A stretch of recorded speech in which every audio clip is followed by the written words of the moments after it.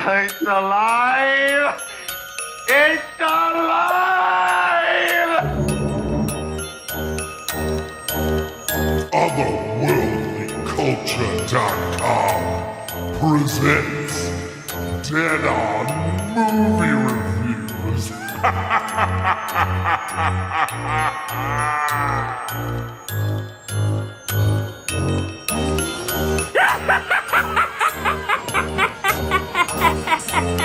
Salutations and mutilations. You're listening to Otherworldly Culture presents Dead On Movie Reviews. Tonight, we will present horror movie reviews and lively debate here on Otherworldlyculture.com and on future select Thursday evenings at 9 p.m. Eastern, 8 Central. You can join our live chat at that time by clicking on the live shows link on the Otherworldlyculture.com website.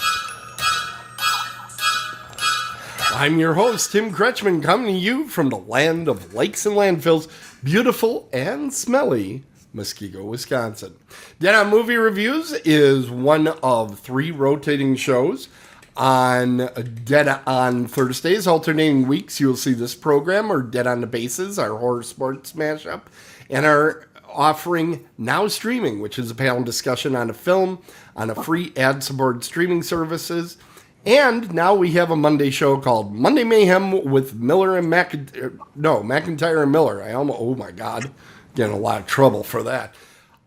So that's on Monday nights at our same usual time. Now, it is my honor to introduce the Faculty of Fear panel presenting tonight's lectures.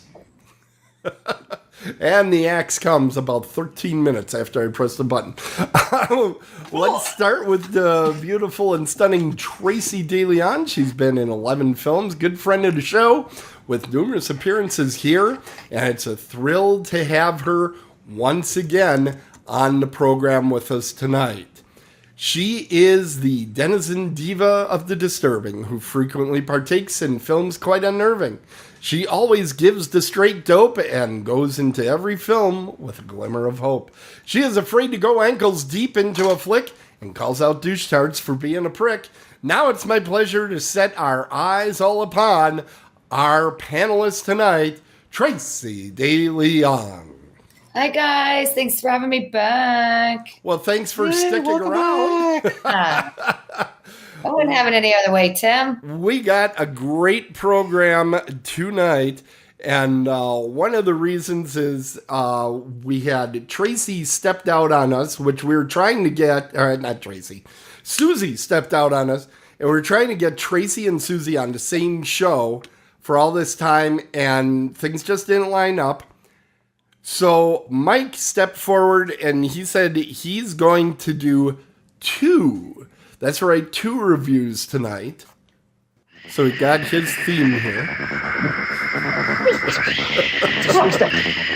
We got them Yes, the sleaze stacks going.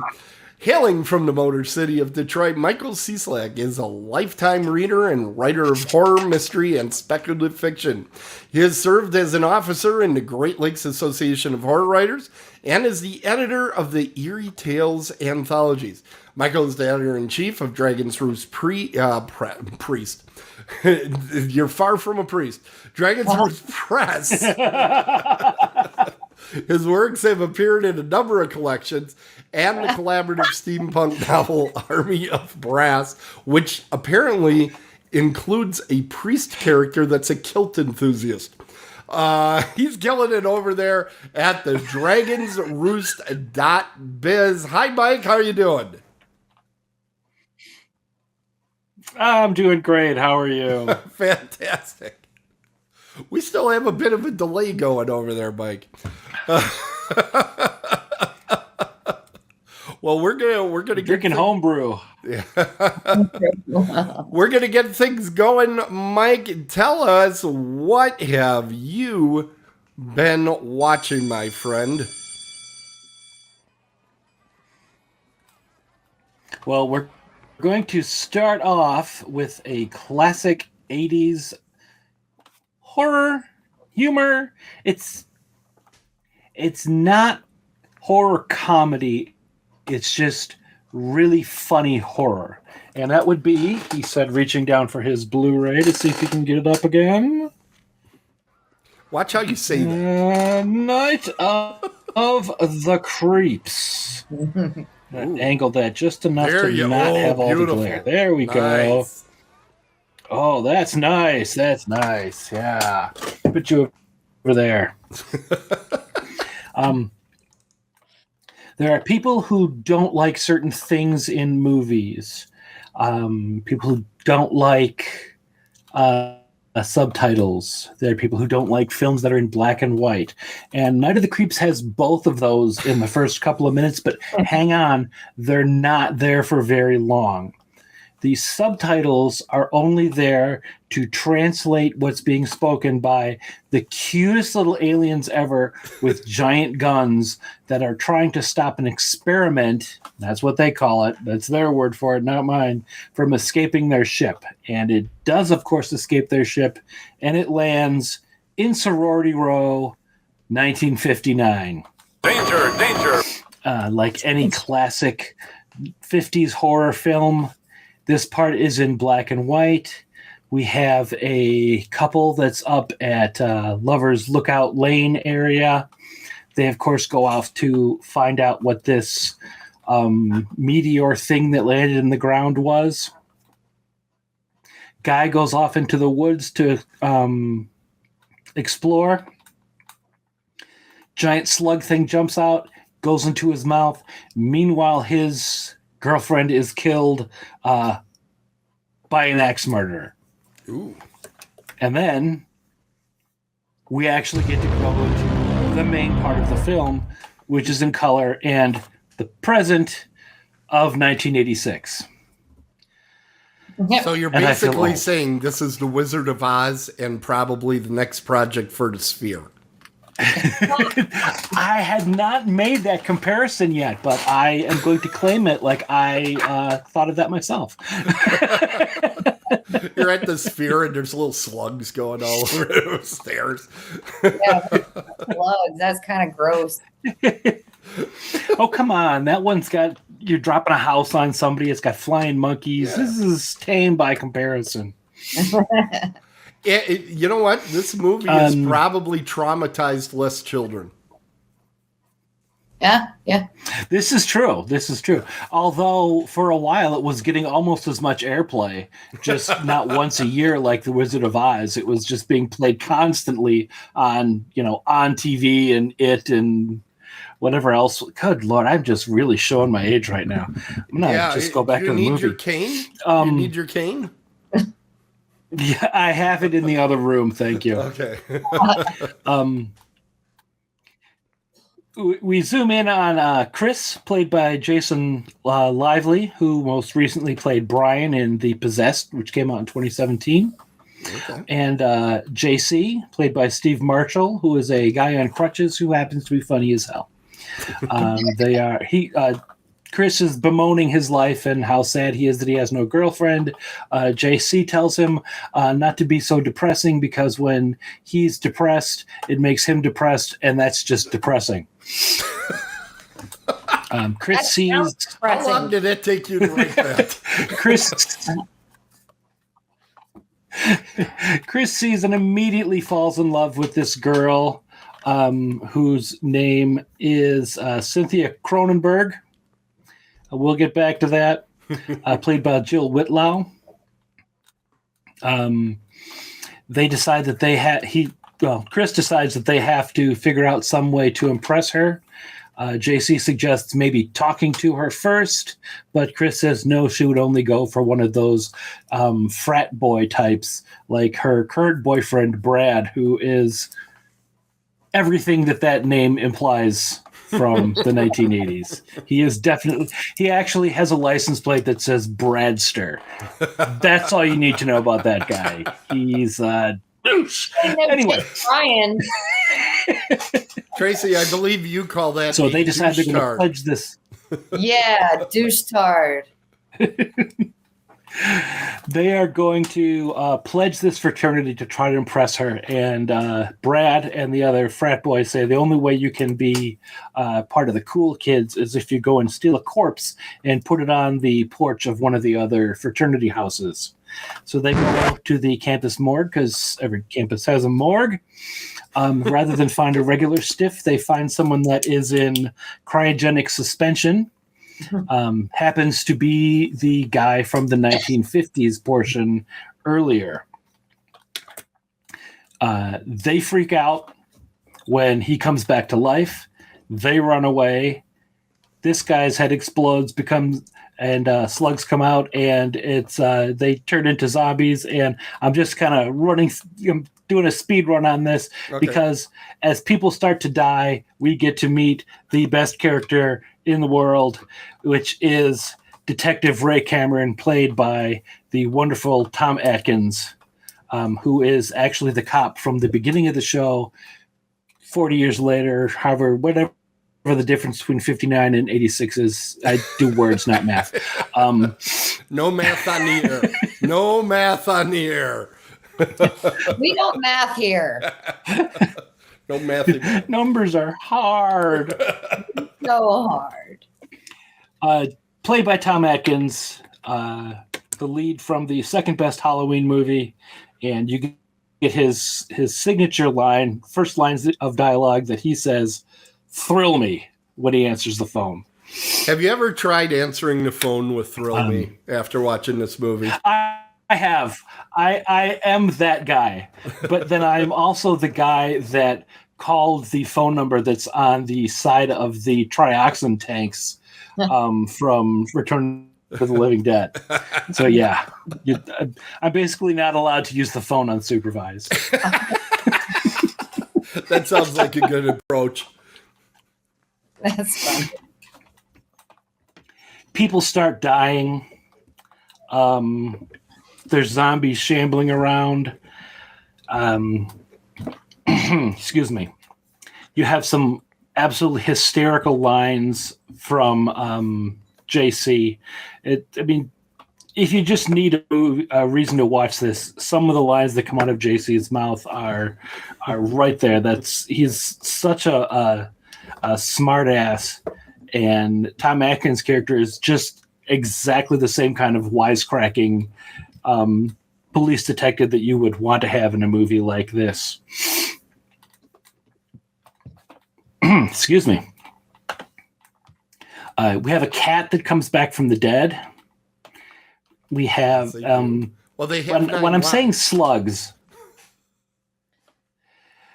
when I'm saying that slugs are coming out of people's heads, I don't want you thinking of like garden slugs. I want you thinking of something that's like 6 to 8 inches long and moves really, really fast. Like Ronald Weasley, Harry Potter slugs? I don't know what that means. Sorry. Was it, I am deficient in that portion of Harry Potter, Ron Weasley broke his wand, and then he's like, "Eat slug, Malfoy," and then it turns on to Ron because his wand's broken. So he was throwing out some slugs. Wow. Okay. Not familiar with that. I need to rewatch those films. Yes, you do, for sure. It's the younger version. All I know is that all the tests say that I'm a Ravenclaw. So,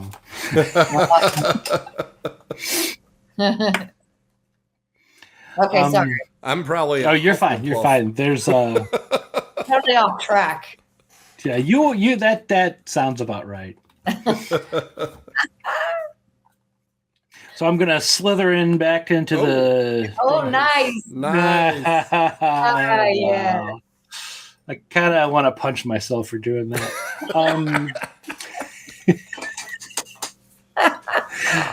The sheer amount of talent behind this film is kind of amazing. This is Fred Decker's first directorial debut. He did, however, was one of the writers who wrote the horror movie House, not the medical drama. He actually received a special award for first-time direction at the 1987 Paris International Festival of Fantastic and Science Fiction Film. Oh, oui. Yeah, right? This is produced by Charles Gordon, who's also known for things like Field of Dreams and Die Hard. You have a ton of interesting people who pop up as background characters, including Shane Miller, who has done a lot of the writing and recently directing, but will probably forever best be known as that one dude in Predator. Shane Black. Shane Black. You've got a Dick Miller sighting. Shane Black, sorry. Shane Miller. Yeah, Shane Black. It's Dick Miller and Shane Black. You've got Dick Miller. Yeah. Always worth the price of admission right there. Steals every scene. You have a I'm sorry, That's- slugs that keep coming out. It's just like fish slug. It's sluggish. Get it? got some little known actors. Robert Kurtzman. Excuse me. Greg Nicotero and Howard Berger, who you would probably best know as the minds behind K&B, who did some of the special effects here. And this is a very horror movie, referential horror movie, in that we have characters that are named after Romero, Carpenter, Cronenberg, Landis, Raimi, Craven, Bava. Most of them are last names. You don't really hear them, but it's there. You have a reference to Night of the Living Dead, where JC mentions that, which, of course, great zombie film in a great zombie film. Right. One of the characters is watching Plan 9 from Outer Space on TV. Not so great zombie film in a great zombie film. At the end, you've got all of the douchebags get zombified and they get torched by flamethrowers. Immediately before that, you have what is the tagline on the Blu-ray. It may have been on one of the movie posters, but Tom Atkins' character says, "I've got good news and bad news, girls. The good news is that your dates are here." And one of the girls says, "What's the bad news?" And he says, "They're dead." Bummer. Oopsie. Kind of skip through this, trying not to be too spoilerish for a movie that you should have really all seen by now. Come on. It's almost 4 years old, and it's a classic. It's a good time to visit this movie. This is the right time of year to watch this. I haven't seen it, so it's on my list. Better be. So if you definitely don't want spoilers for the ending, now's your chance to put your hands over your ears and go la la la la la la la la. Because there are two endings for this movie. They both set up the same way. There have been brains that were stored in the basement of the sorority, and the slugs have been feasting on them, and now there's a giant mass of slugs down there. Cameron, Tom Atkins' character, goes down there with duct tape over his mouth to make sure the slugs can't get him, and he dumps gasoline all over the place, opens up the gas main, and blows up the house. In the director's cut ending, the ending that they wanted to use, Atkins stumbles out of the house out of the back of the house as everyone is celebrating out front, as a charred corpse, still smoking, falls onto the ground. His head cracks open. The slugs come out. They run into a cemetery. This isn't going to be good because they're going to infect all those dead bodies. But the alien spaceship from the opening scene comes in to start to collect them. Unfortunately, they couldn't get those effect shots finished in time for the theatrical release, so the people who saw it in the theater saw one of the dogs that is infected spit one of the slugs out at Cynthia, and then it pops right to credits. Have to see it. I actually have to what see they it. did. I like am. what they did. They did a nice job with this movie.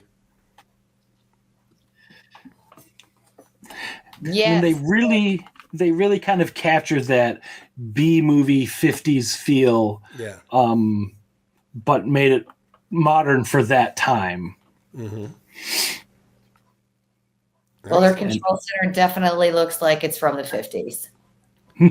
So I'm thinking And we're I am almost all at, set for a grade if you are, All sir. right. Report. Let's see. I'm hitting buttons.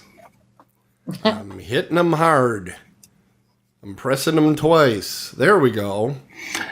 Reaching over to that 1950s control panel that we saw. Yes. Very much so. Not that button, Tim, the other one. I feel like I said lunch, not lunch. Okay. That's funny. You've got aliens. You've got an escaped mental patient with an axe. You've got body invading slugs. You've got zombies. You've got classic 80s practical effects, no digital effects at all, plus Tom Atkins and Dick Miller. Mm-hmm. How could you possibly want anything else? This is an A-. This is almost a solid A, but this is an A-. There are some iffy parts to it, but this is a fun movie. It's not one that's going to scare you, but it is one that you are going to enjoy. It thrills you. Thrill me. This will thrill you. Yeah. Thrill me. Fantastic. Well, thanks, Mike. Okay, we're gonna move over. You are very welcome. We're moving over to Tracy. Tracy, what have you been watching? I have been watching Talk to Me, and it is a supernatural horror film that was directed by two brothers, Michael and David Filippo. Okay. I can't say the last name right, but it is what it is. It was released by A24, and that was in July of 2023. And it's basically centered around a group of teenagers with the main characters being Mia, Jade, and Riley, which best friends, and Jade's brother, Riley, who seems to be like a squeamish kind of kid. But I have to tell you, in the beginning of the film, it does start off pretty good. You're thinking within the first 10 minutes, is this going to be something that's rather interesting? And it does have its moments throughout the film. But what it is it's basically a severed, embalmed hand that you grab onto, and it's kind of like a seance kind of thing that they're doing. And they grab the hand and you say, "Talk to me." And then after you say, "Talk to me," you say, "I let you in." And then this demon starts possessing your body, and you have 90 seconds to get it out before it completely possesses you. Now, they light a candle during the ceremony, but you have to light it immediately after you let go of the embalmed hand. I personally think it's like a paper mache kind of hand. And I get that they say that it's like mummified and inside this, whatever it is. But there's only a few moments that I found to be kind of horror related. Mm-hmm. And it had a lot to do with what was happening with the brother, Riley, who seems to be kind of like squeamish, scared. I can't really tell you the ending because it will give up quite a lot. Yeah, it's a relatively new movie too. We don't want to spoil it. Yeah, I don't want to spoil it too much because it's an okay movie. It is entertaining, but I think in between the big moments of the film, it kind of lacks, or it's just strung out. But I do like the screenwriter was amazing. It was amazingly written. It just wasn't portrayed in the way that I would have thought it could have done better, because it just dragged out in certain things when it could have been pushed a lot quicker. Yeah, I think there's a I had also caught it on HBO Max, and it's a little squishy in the middle is what I would say. It's like it's got a strong beginning and end, but in the middle it's like, okay, well, when are we finishing this? You know. Well, the hospital scene was kind of, I don't know, about 2 minutes of pretty good, but it only had a few moments in the film where I was like, okay, it's all right, but it could have been a lot better, I think. Yeah, I think there's some inaction on the main character in here that I found frustrating, and having the brother character being catatonic for such a long period, it just I started finding myself checking out. I think I connected more to the brother character than the other characters, and that was one of the reasons I was kind of checking out of the movie. Yeah. Well, the saddest part for me was the kangaroo in the beginning. I mean, that was pretty sad. I love animals, so that bothered me probably more than anything else in the film. I wonder, are kangaroos like deer are here in Wisconsin? We I have think deer so. that just Don't slide be in. squared up to know Joey there, Tim. Yeah, Don't do it. I don't think they needed that scene to remind us we were in Australia, because their accents are so strong and prevalent. Yes, I had to watch the subtitles because I'm pretty good with getting like British, Scottish, Irish accents, but the Australian accent is pretty pretty hard to get, especially when they're talking the way that they're talking. I think they were mumbling at parts, and now I don't know. Did any of you? The thing I kept thinking about when I was watching this, it's kind of like when people break out the Ouija board at a party. I never was at a party where they pulled out the Ouija board. Have either of you been at? Yeah, and they thought it'd be funny because I was young and they tied fishing line on it.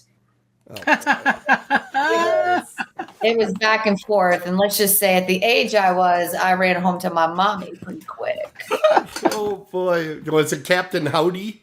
Or I don't even remember. what was it? Was it Captain Howdy in Exorcist? I can't remember. What's that?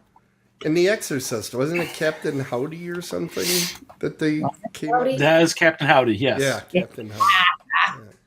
Yeah, tricksters. Ooh. Yeah, All that is, right. I did enjoy parts of it, although some of it I had to pause and walk away just because I was getting kind of bored. Okay. So it was kind of, yeah, it is what it is. Okay, probably sounds like it's time to do a little I am ready for it. grading business. So talk to me, Tracy. What do you grade? Talk to me. Tim, I'm talking, and here's my talk. I'm going to give it a B+. A B+. Yeah, we just had a little plus in there because the ending is pretty good. But I ain't spoiling that. The ending was haunting. Yeah. It was. Okay. Yeah. Okay. I will say, I've often been on the show saying A24 should be a warning label, not a studio, because I hate so much of their stuff. This is probably my favorite that I've seen by them, but that's not saying a whole lot because I hate a lot of their stuff. But Yeah. This is the one I had the most fun with of the group. Yeah. It had its fun at times of goodness in there. It's just a little boring in others. Well, what isn't, right? Okay, it's time to go back to Mike. You have one more movie for us tonight. Mike, what's the other film that you watched? Oh, you are so lucky, because if you'd said, what have you been watching? I was going to launch right past. We're going to grab the Night of the Creeps again from the shelf here. I was fortunate enough to get an advanced screening viewing of The Long Walk. It doesn't mean anything now because it's readily available in the theaters, and it's, probably only a couple of weeks away from being available on some site or another. But I just wanted you all to know how special I am.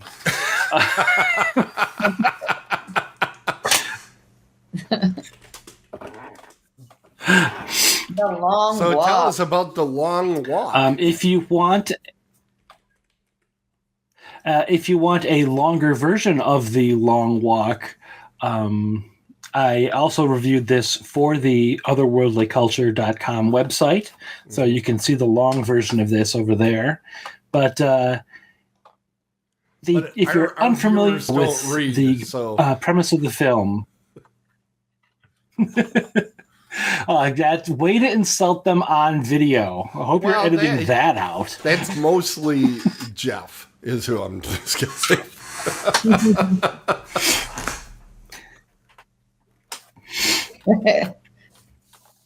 If you are unfamiliar with the premise of The Long Walk, the tagline explains it. The task is simple: walk or die.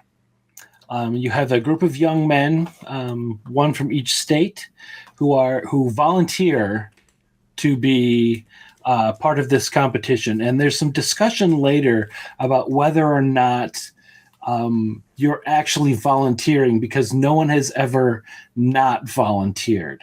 It's just something that's expected of you. This long walk is a combination of a way of remembering people who died during the war and a competition. You start out as a group, you start walking, and the person who wins a huge financial prize, and you get to have one wish granted. The only problem is that there is not actually a finish line. You basically have to outcompete all of your other walkers. You have to maintain a walking speed of 3 miles an hour at all times. If you drop below 3 miles an hour, you get a warning. After an hour, each warning falls off, so you can pause for a couple of seconds to tie your shoe, and then start up again, and then after an hour, you'll be back down to 0. If you don't move quickly enough, you'll get a second warning. If you're still not back up to speed, the third warning is you get a bullet in your head. Ouch. So as the walk continues, people are dropping left and right. And there's no exceptions to this. There's no timeout to go to sleep. There are no bathroom breaks, which is addressed in the film. Excuse me. Wait, what does it mean? He said reaching for his prop because. Does that mean you're just peeing as you're walking? I'm not going to give anything away, but there's actually a humorous part and a non-humorous part dealing with the rest. It's Stephen King, so there's going to be bathroom stuff in it. Yeah. Speaking of, this is a Stephen King book in that it is a Bachman book. Now, one of the I have 4 a question. Early books that he published under a different name. Yeah, Mike, I got to get your opinion. Is that the ultimate flex when he did the Richard Bachman stuff? He's like, I'm so freaking good, I can become a huge author again using a totally different name. How does that hit you? It's like, oh my God, this guy built a career twice. Well, some of these books were very early books. In fact, I'll come back to that part in a second. But I think with some of these, he wanted to see how they would be received without his name on them. Because the initial 4 Bachman books, which are, I have to look because I always forget Roadwork. But Rage, The Long Walk, Roadwork, and The Running Man. They're not typical horror books. And they're not the kind of crime fiction with a supernatural tinge that he's been writing lately. They're very outside his established wheelhouse. So I think he wanted to see how they would fare without his name on them. Okay. And there's also, at the time, there was when the big publishing houses were still numbers of houses instead of only 4 or 5, you basically released a book a year. They didn't want to fill the marketplace with number of books by the same people, because then they're competing against themselves on the bestsellers list. And he had a whole bunch of stuff that he wanted to release, so he started releasing some of his other stuff under the Bachman name as well, until it got released, and then he just had fun with it. Okay. Excuse me. Friends. Yeah, kinda. Well, they never had that problem with George R. Martin. He wasn't putting them out at that same clip that Mr. King was. Didn't have to worry about two. That you know of. Yeah, two books coming out in the same decade. Maybe he is writing under another name. Well, maybe he's just writing under another And name that right now. name is Dick Cavett. Okay. I'm starting that conspiracy theory right now. The editorial police are going to be knocking on my door in the morning. Oh, boy. Knock, knock. Fahrenheit 451. All right. So this was going back to the Bachman principle, that which sounds like a Robert Ludlum book. This was something that he wrote before Carrie. So this was before he was, and before he had actually been published, he wrote this book. And it's very much a reaction to what he saw going on in the late 60s and early 70s. And the movie has a feel where it could be taking place in that time, but it also kind of has a timeless feel. They're walking through it's Maine, it's Stephen King, but they're walking through the rural countryside, and it's just dirt poor people with what they have. So there's broken down cars, there's people that are sitting watching them that are just, like sitting in a cornfield because they've got nothing better to do than watch these kids walk by. And director Francis Lawrence, I think, did a great job of encapsulating that kind of anytime, anywhere feel in this. He is better known for The Hunger Games Catching Fire, The Hunger Games Mockingjay Parts 1 and 2. So he's kind of got that street cred already about writing about teens that are in a semi-apocalyptic world that are competing in a competition. I'm glad he made those movies and then this one and not the other way around, because I think that would have been a great disservice to this material. He also directed Constantine, which I love, but I know I'm not supposed to because it's not comic accurate, and I like the comic books too, but I do love that movie. So, plus Shia LaBeouf dies in it, so that's a good thing. Anyway, I'm sorry, brief aside there. The cinematography of the film really captures the beauty of the desolation of these towns and the little moments of beautiful nature in them as well. That kind of being able to pick out little moments in time is also one of the characteristics of one of the two main characters, Peter McVries, who is number 23 among the walkers, who does exactly that. He's had such a crappy life in the past that he's like, from now on, I just kind of live my life one at a time. I try to see the beauty everywhere. The other side to that is the character of Raymond Garrity, number 47, who has a very specific reason that he's going on this walk. He knows what he is going to wish for when he gets to the end. I'm not giving that away. The two people playing them, David Johnson plays McVries, and Cooper Hoffman plays Garrity.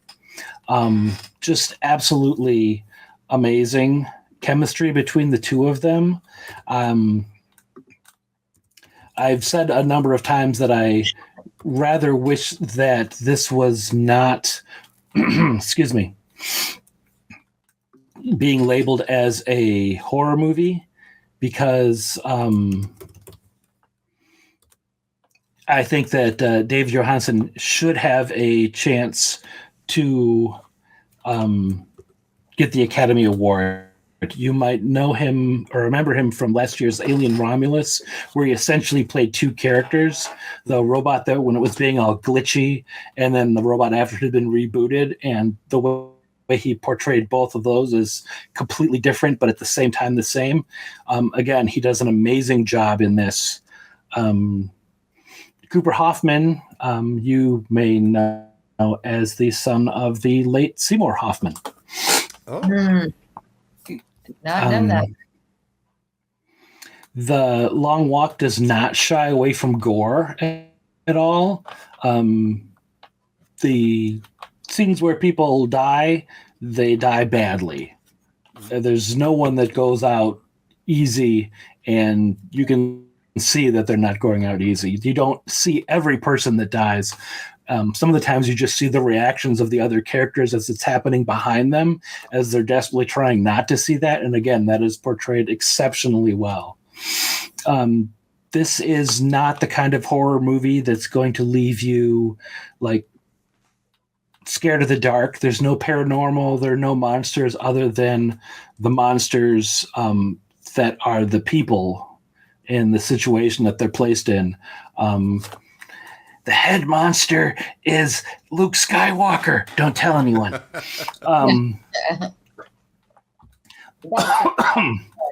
Survival of the fittest. Yeah, and I am ready to throw a grade up on this guy if you are. All right. Hey, that came up relatively quick then. Such worry in his voice there, such depredation. This has been touch and go tonight. What do you give The Long Walk?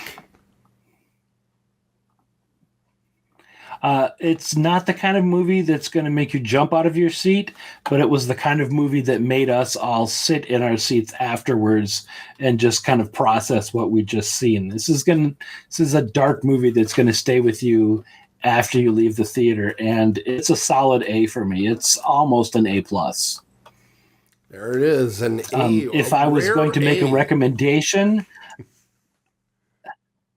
I would say watch this one, and then if you're still feeling really, really down, grab your Blu-ray player and watch Night of the Creeps, and that'll cheer you back up again.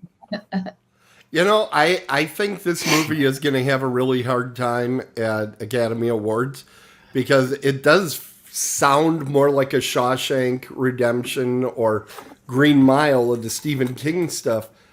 But this year, I think they're really going to push a lot of money behind Sinners to get some nominations.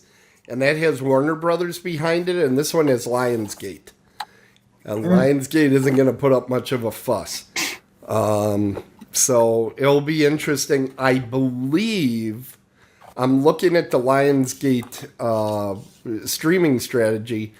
I think this is going to go to Stars and then possibly to Peacock or Prime Video in 2026. Okay. So that'll be where you want to watch for it. Or we'll have a link to Just Watch in the show notes here. And that always tells you where it ends up streaming because it seems like they write these big contracts and then it ends up wherever the hell it ends up anyway. So it sounds like a movie you don't want to miss. And in a lot of territories, you're already going to miss it in the movie theaters. So gotta wait till 2026. Make sure you catch it. All right. Well, that brings us to the weakest part of the show. That's me. And I have been watching a movie that almost feels a little bit like it is a throwback because they haven't made one of these things in a decade. It was big this summer, and that would be Final Destination Bloodlines. Now, Rube Goldberg is back, and he's out to kill people. I never thought I'd say that line, but there you go. That should be the tagline. I didn't know I was missing these movies, and I started watching this movie, and I'm like, oh yeah, I kind of liked that about this movie. It's like they take the best parts of all the movies, and they learned from them all. I think the guys that made this movie really did watch all these movies and loved them and said, this is the part we liked. And the part I like about these movies is the suspense. They always set up, hey, an accident's about to happen. Here's what might happen. This is the accident that's going to happen. And there's a lot of misdirects. And everything they do is a potential OSHA incident, you know. But they subvert some of those accidents. And they say, here, look at this. This is, a flame right next to an open propane tank.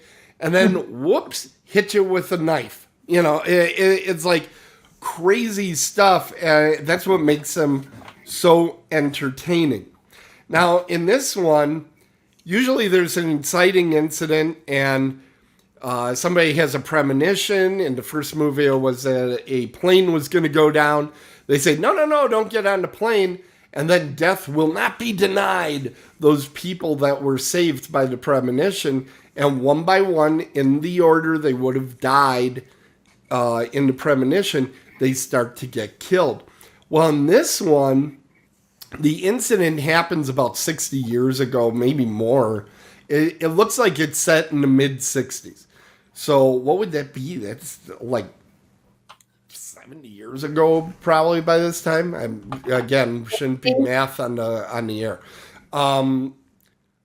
But I think this might be my favorite inciting incident. I really like the roller coaster one because I'm a roller coaster fanatic. I have a soft spot for the utility poles. Yeah. Because I was purchasing utility poles at that time in my life when that movie came out. But this might be the best. They're up in like a stratosphere restaurant type situation. It's a big tower on a stalk. And even as they're going up, and I should point this out, the young woman that has the premonition is played by Brett Basinger she was on the TV show DC's Stargirl, and she played the title character. And she did a very good job as the young Iris that has the vision. And they're going up in like a glass elevator going to the top. And of course, it looks like the doors might open. And then they get out there and there's a glass floor. And you're like, why the hell would you have a glass floor in one of these movies? Are you nuts? And there's people doing, flambe at the restaurant, so they got open flames going on.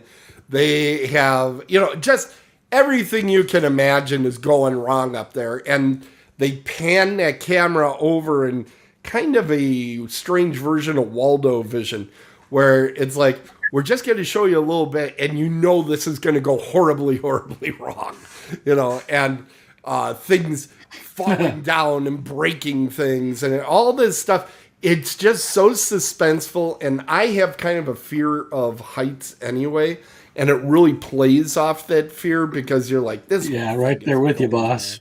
And they're doing stuff like when they walk up there to the restaurant initially. One of the valets has his radio on. It's Ring of Fire, And there's a couple times throughout the movie, I'll just tell you, throughout the movie, listen to what music's playing in the background. It's telling you something. It's always telling you something. And it just helps add to all the suspense. And they do such a nice job with that. So, okay, Iris tells everybody, hey, don't go up in the tower. And it saves all their lives, that sort of thing. Now, where we join the movie is one of her, is it a grandchild? I think it's a grandchild that's having bad dreams while in college, seeing this vision. And what we learn is she saved like 150 lives or something like that in that day. And what's been happening is death is stalking each of those that it didn't get, that it didn't kill. And some of them have had children and have grandchildren, and it's going through the entire bloodline and just moving its way down the list until it's going to get to Iris, who is at this point an older lady, but she also has a family. And once she's gone, it's coming down through the bloodline to them. So that's the setup of the movie. So this has definitely got one of the bigger death counts in movies because like over 100 of them. I loved Brett Basinger. The rest of the cast I thought were adequate. The standout performances was Owen Patrick Joyner, who he plays a coward. He's got a peanut allergy, which works into all this stuff that happens.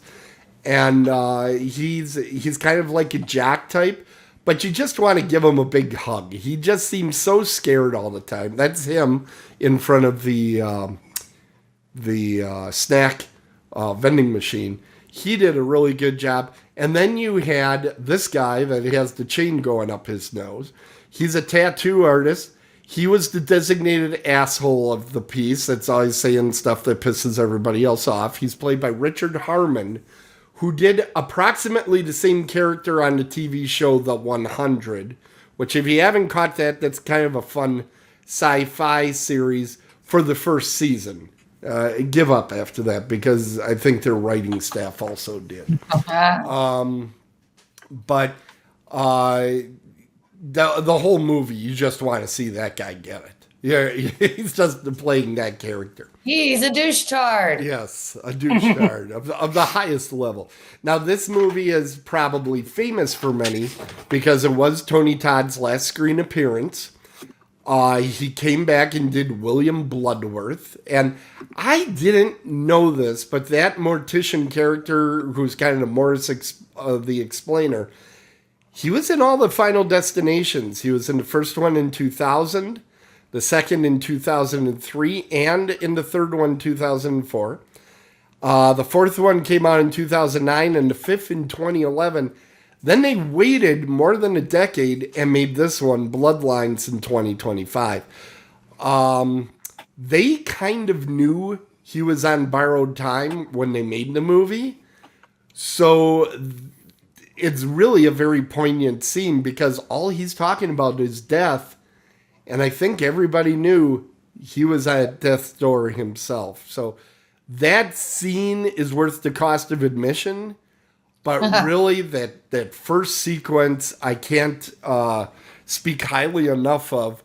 The filming, how they put that filming together was just fantastic. But I think I'm ready to give this one a score. I press buttons and they happen. Let's see if I press this button. Hey! We got an A-. This one is an A-. I think you're going to have a lot of fun with this. This is a good one if you're having a bunch of people over to the house and you want to watch a horror movie. This is a great one because there's so much don't do that in this movie. You just want to kill all the characters on the screen and say, are you an idiot? You know death is coming for you. What are you doing, you douche-tard? Right? And the whole time you're just like, what are they up to? Stop it. But yeah, I thought it was a lot of fun. I highly encourage people, and I know to say, oh, I really enjoyed Final Destination movie. That's not going to be a popular take. But I really had a great time, and I think a lot of other people as well. Hey, it's that time of the show. Let's see if things work. I want to remind everybody to subscribe to Otherworldly Culture. And we're going to talk a little bit now about our friends over there at Horror Realm. They've had a lot of announcements recently. Oh, thank goodness they came up. Yes. Horror Realm 2026 is coming February 27th through March 1st. They've had to change their dates a little bit, and they are at a new location this year. So that's something to keep an eye out for. We want to remind everybody to get your film in. You submit your film to hrfilm, F-I-L-M, P-G-H, at gmail.com. Get that in by December 1st, and you can be in the film room.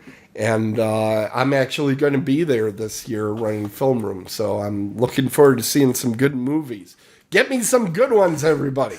There's been some exciting announcements lately. The one that everybody seems to be talking about is the Greg Nicotero is coming out this year to Horror Realm.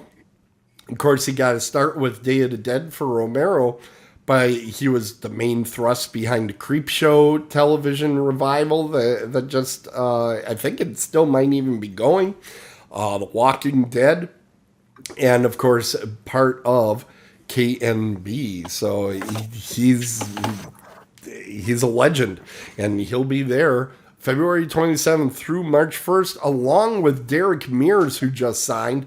Friday the 13th, he played Jason, and I think people forget he was also in Swamp Thing as the Swamp Thing, a TV series that a lot of people really enjoyed. So check out Derek Mears. He's also a really nice guy to talk to. He's just a normal cat. Speaking of cats, did you like what he did there? William Cat is a part of this year's. He did House and was in Carrie, and a lot of people know him as the greatest American hero.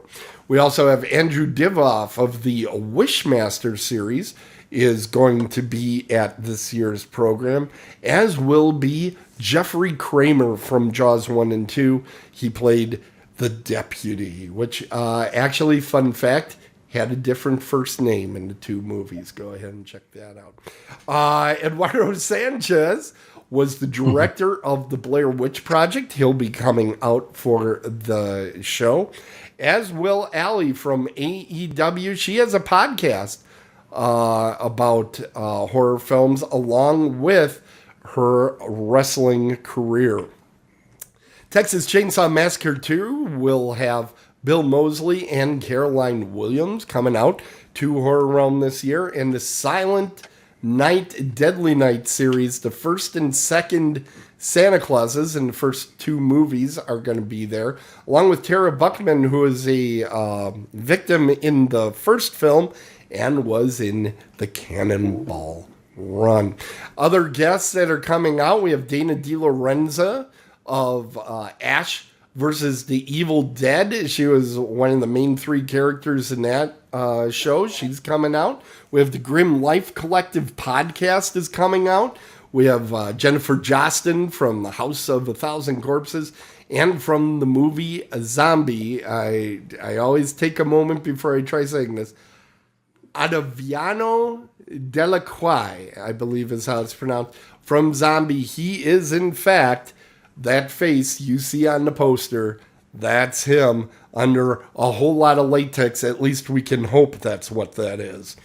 Goop and latex. Yeah, Sure. it's spooky stuff, everybody. And then, of course, Otherworldly Culture keeps things going on. Coming next week, Thursday, we're going to have Susie, Tim, and Marcus going to do a now streaming, and they are going to be watching the classic horror film Attack of the Crab Monsters. We're all very excited to bring that presentation to everybody. And Mike, you have some exciting news coming from the Dragon's Roost. I say as he's grabbing a drink. We do indeed. Graphics! We have graphics! It's Dark in Here on the lower right corner of your screen there. Will be released everywhere on the 14th. This is a collection of short stories by Frank Oreto. They are amazing. Excuse me. And features a squirrel poem. If you're looking for inventive horror, okay, you're going to find some interesting things in there. From an Elvis impersonator who saves the world to baby eaters. There's what? a poem about squirrels. Sounds like you don't know what and that will be available on the 14th everywhere. Everywhere. All right, and Mike, why don't you get me... That'll be available everywhere on the 14th. And it's currently available for pre-order on the Kindle if you go over to Amazon. And the following weekend, Saturday the 18th, if you happen to be in the Michigan area, I will be at the Spooktastic Haunted Book Fair. It's just like the Scholastic book fairs you loved as a kid, except it's for adults and it's all horror stuff.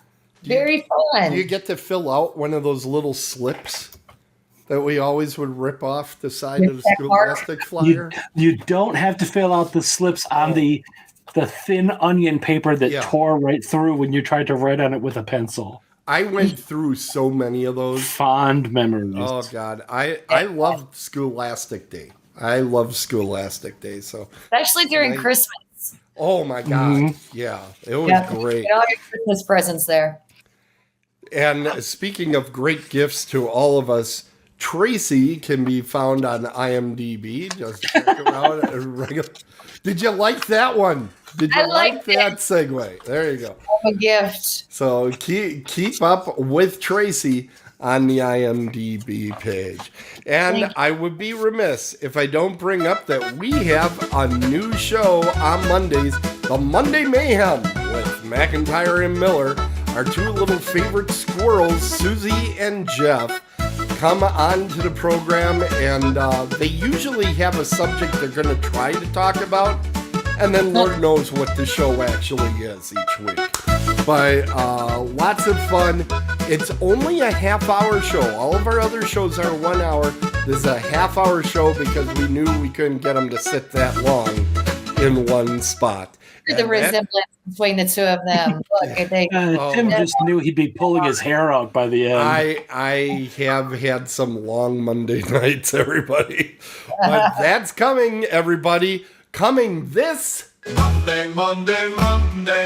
I finally got that down.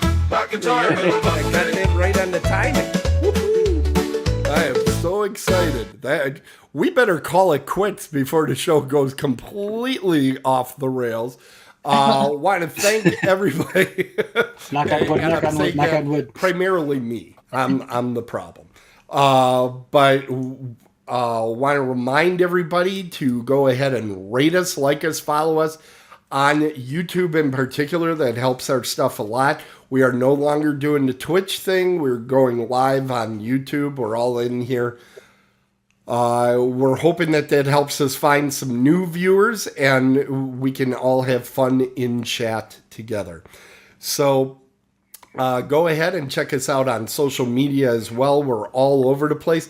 And in the show notes that are below the video, we'll have all sorts of links to Mike's books and to Tracey's IMDb page and all that great stuff coming here at Otherworldly Culture.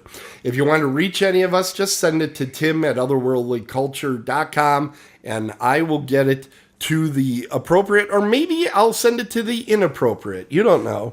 One of the panelists will get it and we'll try to respond. I think we're all the inappropriate. Speak for yourself. Speak for yourself. But I hope you enjoyed tonight's show. I think we really enjoyed bringing it to you. We wish you a fun and safe Halloween. Go out there. Great to see you again, Tracey. You too, Michael. It's great to see you guys. The highlight of the show is for some time. Yeah. The highlight of the show for me is just seeing the faces show up on my screen. And I go, oh, thank God, something's working tonight. Thanks, everybody. And remember, when you aim at horror, make sure you are dead on. See you next time. Kabam! Otherworldlyculture.com.